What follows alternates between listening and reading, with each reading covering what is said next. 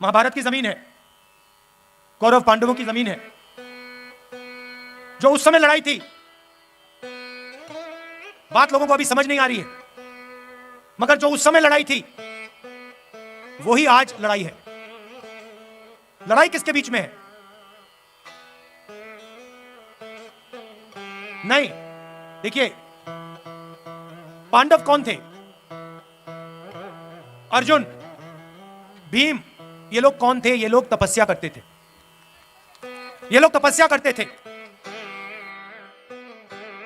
क्या पांडवों ने इस धरती पे नफरत फैलाई थी क्या? आपने महाभारत पढ़ी है? क्या उसमें लिखा है कि पांडवों ने किसी गरीब व्यक्ति के खिलाफ अपराध किया? कहीं लिखा है? पांडवों ने डिमोनेटाइजेशन किया क्या? नोटबंदी की थी क्या? गलत जीएसटी लागू की थी क्या? कभी करते? कभी नहीं करते। क्यों नहीं करते? क्योंकि वो तपस्वी थे और वो जानते थे कि नोटबंदी, गलत जीएसटी, किसान बिल इस धरती के जो तपस्वी हैं उनसे चोरी करने का तरीका है।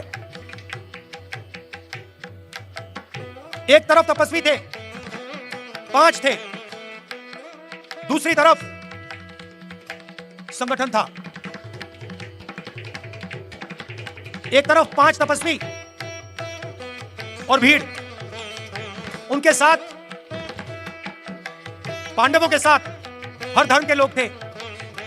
कौरव कौन थे भैया? कौरव के हाथ में, कौरवों के हाथ में 21वीं सदी के कौरव बता देता हूं। 21वीं, सुनो सुनो, 21वीं सदी के कौरव हाफ पैंट, खाकी हाफ पैंट पहनते हैं, हाथ में लाठी लिए होते हैं और शाखा लगाते हैं। उस समय के अरबपति पांडवों के साथ खड़े थे क्या? अगर खड़े होते तो पांडव जंगल में क्यों बैठे थे? पांडवों को घर से क्यों निकाला? क्योंकि उनके साथ अरबपति नहीं खड़े थे, मगर उनके साथ इस धरती की जनता, इस धरती के किसान, इस धरती के मजदूर, इस धरती के गरीब, इस धरती के छोटे दुकानदार, इस धरती के स्मॉल और मीडियम बिजनेस सब खड़े थे। ये देश भाई और बहनों, ये देश तपस्वियों का देश है। मैं क्या चाहता हूं कि जो तपस्वी है, चाहे वो किसान हो, मजदूर हो, छोटा व्यापारी हो, जो वो तपस्या करे, गीता में लिखा है। क्या लिखा है गीता में तपस्या के बारे में? बताइए भैया, आपसे ले रहा है। तपस्या करो और फल मत देखो। मगर गीता में यह नहीं लिखा है कि तपस्या करो और फल नहीं मिलेगा। तो गीता में लिखा है तपस्या करो, और यह देश तपस्या कर रहा है। और इस देश की सरकार को उस तपस्वी की मदद करनी चाहिए, उस तपस्वी की रक्षा करनी चाहिए। ऐसा हिंदुस्तान में देखना चाहता हूं। यात्रा का यही लक्ष्य है। यात्रा का लक्ष्य यह है, यात्रा देश को यह बता रही है कि आपकी तपस्या जाया नहीं जानी चाहिए। मैं जानता हूं कि जिस दिन हिंदुस्तान के किसान, मजदूर, छोटे व्यापारी,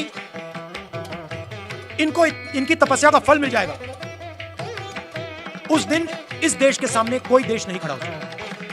देखिए, हरियाणा में युद्ध हुआ था।